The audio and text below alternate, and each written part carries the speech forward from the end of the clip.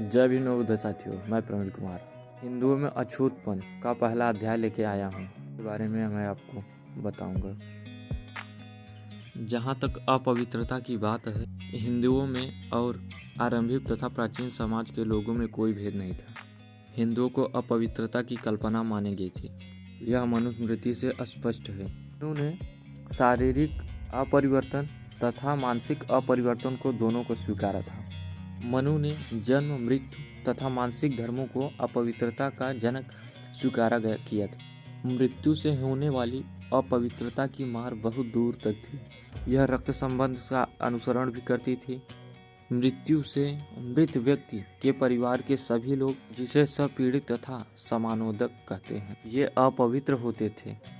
इनमें न केवल मातृपक्ष के संबंध सम्मिलित थे, जैसे मामा आदि, परंतु दूर दूर के संबंधी भी शामिल थे।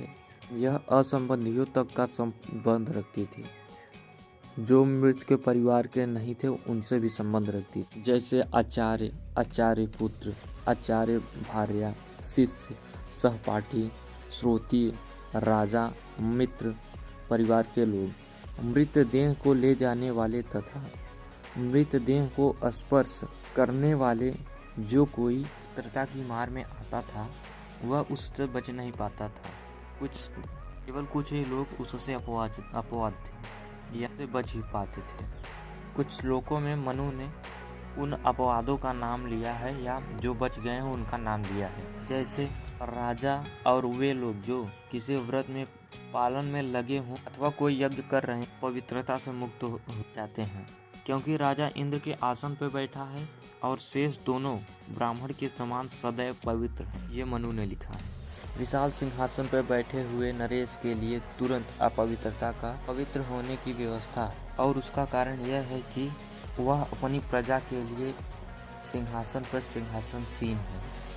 पर बैठा हुआ है। जो किसी युद्ध या संग्राम के काम में आए हैं अथवा बिजली के गिरने व राजा द्वारा मारे गए हैं और गौ या ब्राह्मण की रक्षा में मारे गए हैं, उनके संबंधी और उनके अपवित्रता के बावजूद भी राजा पवित्र देखना चाहता था। राजा संसार के 8 संरक्षक देवताओं जैसे इंद्र, अग्नि, सूर्य, वायु, इंद्र, कुबेर, वरुण तथा यम का अवतार होने से पवित्र है। क्योंकि राजा संसार के उन संरक्षक देवताओं से ओतप्रोत हैं, इसलिए उस पर किसी प्रकार का अपवित्रता लागू नहीं होती, क्योंकि संसार के ये स्वामी हैं।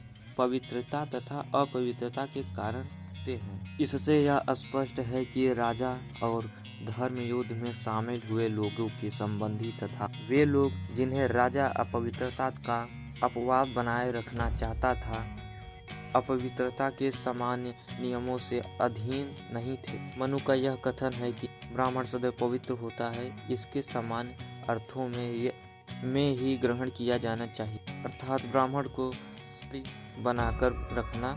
इसका यह मतलब नहीं लेना चाहिए कि ब्राह्मण अपवित्रता से मुक्त था, क्योंकि वह ऐसा नहीं था। जय भीम नवोदय साथियों, मैं Praveen Kumar, the history of area. आज के लिए बस इतना ही। अपना सपोर्ट बनाए रखें।